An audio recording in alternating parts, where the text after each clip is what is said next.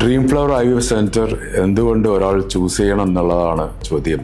അതിൽ ഒരുപാട് കാരണങ്ങളുണ്ട്. അതിൽ ഏറ്റവും പ്രധാനപ്പെട്ടത് അതിൻ്റെ ലെഗസിയാണ്. Dream flower IVF centre Janardhan ഹോസ്പിറ്റലിൻ്റെ ഒരു ഭാഗമാണ്, അതിൻ്റെ ഒരു സിസ്റ്റർ കൺസേൺ ആണ്. ജനാർദ്ദൻ ഹോസ്പിറ്റൽ എന്ന് പറയുന്നത് കാസർഗോഡ് തന്നെ ആദ്യത്തെ പ്രൈവറ്റ് ആസ്പത്രിയാണ്. 1963 ഡോക്ടർ ജനാർദ്ദൻ ഇവിടെ സ്റ്റാർട്ട് ചെയ്യുമ്പം കാസർഗോഡ് വേറെ പ്രൈവറ്റ് ഹോസ്പിറ്റൽസ് ഒന്നുമില്ല. അതുകൊണ്ട് തന്നെ കാസർഗോഡ് പല സൗകര്യങ്ങളും, അത് x ray, ambulance service, operation theatre, അതുപോലെ തന്നെ പല സൗകര്യങ്ങളും പ്രൈവറ്റ് മേഖലയിൽ ആദ്യമായിട്ട് ജനാർദ്ദൻ ഹോസ്പിറ്റലാണ് എല്ലാം തുടങ്ങിയത്. ആ ഒരു സേവന പാരമ്പര്യം ഉണ്ടായത് എന്തുകൊണ്ടെന്ന് വെച്ചാൽ കാസർഗോഡിൻ്റെ ജനം അത്രയും അധികം അതിനെ വിശ്വസിക്കുന്നു എന്നുള്ളതാണ്. ഒരു സ്ഥാപനം ഒരു നാട്ടിൽ ഏകദേശം ഒരു 64-65 വർഷം നിലനിൽക്കണമെങ്കിൽ തീർച്ചയായും ട്രസ്റ്റ്, വിശ്വാസം എന്നുള്ളൊരു ഫാക്ടർ വളരെ വളരെ അധികം ഇമ്പോർട്ടൻ്റ് ആണ്. നമുക്ക് ഇവിടെ കാണാവുന്നതാണ്, പല സ്ഥാപനങ്ങളും വരുന്നു, അതേ സ്പീഡിൽ തന്നെ പോകുന്നു. കാരണം താൽക്കാലികമായിട്ടുള്ള ഒരു ബെനിഫിറ്റ്സിന് വേണ്ടി മാത്രമാണ് പലരും ശ്രമിക്കുന്നത്. പക്ഷേ ജനാർദ്ദൻ ഹോസ്പിറ്റൽ അങ്ങനെ ആയിരുന്നില്ല. അന്നും ഇന്നും ജനങ്ങളുടെ വിശ്വാസം വളരെയധികം നേടിയെടുത്ത ഒരു സ്ഥാപനമാണ്. ഡ്രീം ഫ്ലവർ ഹോസ്പിറ്റൽ അല്ലെങ്കിൽ dream flower IVF centre Janardhan ഹോസ്പിറ്റലിന്റെ ഭാഗമായി 14 വർഷങ്ങൾ ആയി. അവിടെ ഉള്ള എല്ലാ ഡോക്ടേഴ്സിന്റെ സേവനം ഡ്രീം ഫ്ലവർ IVF ലഭ്യമാണ്. അപ്പോൾ ഇതൊരു പ്രധാന ഒരു ഫാക്ടറാണ്. പിന്നെ ഒരു ലെഗസി ഉണ്ട്. ഒരു 4 ജനറേഷൻ ഓഫ് ഡോക്ടേഴ്സ് ഇതിലുണ്ട്.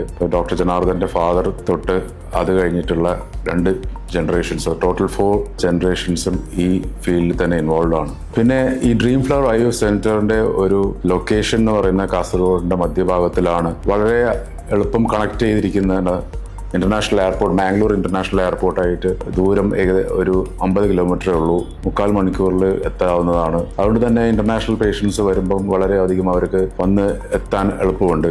കാസർഗോഡ് റെയിൽവേ സ്റ്റേഷന് 1 കിലോമീറ്റർ ദൂരേ ഉള്ളൂ.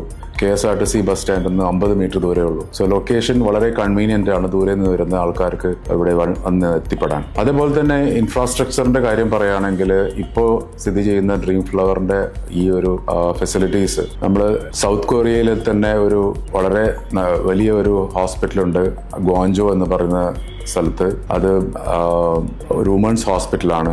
ആ ഹോസ്പിറ്റലിന്റെ മാതൃകയിലാണ് ഇതിന്റെ പ്ലാൻ ഉണ്ടാക്കിയിരിക്കുന്നത്. അപ്പം ഈ ബിൽഡിംഗ് പണിയുമ്പോൾ തന്നെ ഞാൻ എഞ്ചിനീയറോട് പറഞ്ഞൊരു കാര്യമാണ്, ഇത് ഒരു ഹോസ്പിറ്റലായി തോന്നരുത്.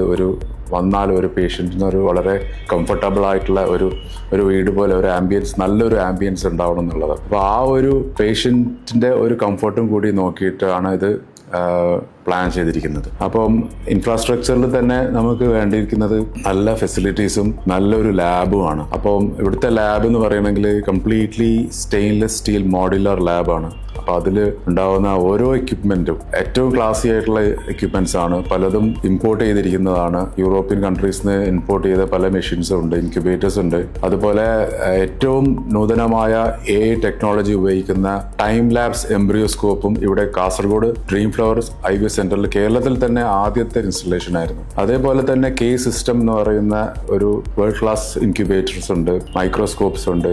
മെയിൽ ഫാക്ടർ ട്രീറ്റ് ചെയ്യാനുള്ള അതിനൂതനമായ മൈക്രോസ്കോപ്സ്, മൈക്രോ ടെസ എന്നുള്ള പ്രൊസീജിയേഴ്സ് എല്ലാം ഇവിടെ ചെയ്യാൻ സൗകര്യമുണ്ട്. നമ്മുടെ ഉദ്ദേശം എന്താന്ന് വെച്ചാൽ ഒരു കോംപ്രിഹെൻസീവ് ഫെർട്ടിലിറ്റി ട്രീറ്റ്മെന്റ് കെയർ കൊടുക്കാനുള്ള ഒരു സൗകര്യം ഒരുക്കുക എന്നുള്ളതാണ്. അതും ഒരു മിഡിൽ ക്ലാസ് ആയിട്ടുള്ള ഒരാൾക്ക് അത് അഫോർഡ് ചെയ്യാൻ പറ്റണം. IVF എന്ന് പറയുമ്പം പലർക്കും ഇത് ഒരു ഭയങ്കര ചെലവുള്ള ഒരു ചികിത്സയാണ്, അഫോർഡ് ചെയ്യാൻ പറ്റില്ല, അങ്ങനെ ഒരുപാട് സംശയങ്ങളുണ്ട്. പക്ഷേ മെട്രോസിനെ കമ്പയർ ചെയ്യുമ്പം നമ്മുടെ കോസ്റ്റ് വളരെ വളരെ അഫോർഡബിളും നോർമലുമാണ്. നമ്മൾ തുടങ്ങിയ ഒരു ചാർജിനേക്കാളും ഇപ്പോൾ വളരെയധികം കുറച്ചിട്ടുള്ള ചാർജസ് ആണ്. സോ അതുകൊണ്ട് തന്നെ പേഷ്യൻസിന് ഇത് വളരെയധികം ഗുണം ചെയ്യുന്നുണ്ട്.